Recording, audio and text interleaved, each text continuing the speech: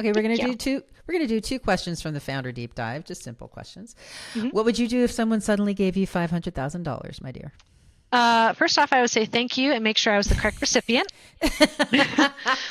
Um, and then if there was any, like if it was just straight up $500,000 to do with whatever I wanted, I'd pay off the house that I'm moving into, all the student loan debts, and invest in my business's marketing goals to get closer to the agency that I'm trying to build so that I can bring all of my favorite freelancers that I work with under one roof and make sure that they have the work to keep their livelihoods going.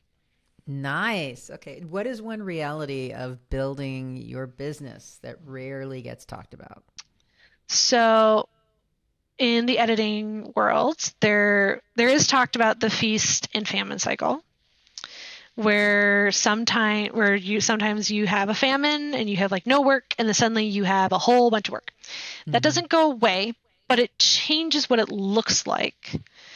And so the famine cycle will sneak up on you when you're in feast mode and you're too busy to market yourself through blogs, podcasts, or cons because you're trying to deliver what you have.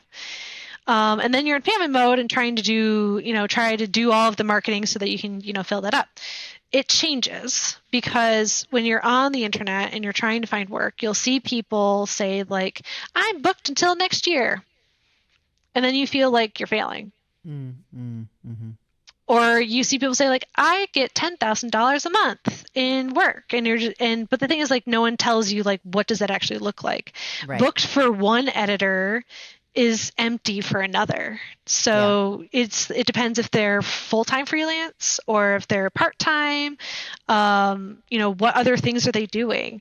Because due to everyone's unique circumstances, it's best to keep in mind that everyone's plate size is also flexible, Mm-hmm. and that just because you're in a famine mode right now doesn't mean you're going to be in a famine mode forever. Even though, like, especially right now, the job market is so bleak. There's people who have been looking for jobs for a couple of years. There's people who've been, and it's, when you're out on LinkedIn or other spaces, it can be really hard to be like, well, I don't want to celebrate my win that I got this amazing client because I don't want to feel like I'm boasting.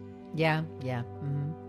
Yeah. So, just for any, for editors in the business, new editors, like, it's okay. The feast famine cycle, it happens. It's going to continue happening.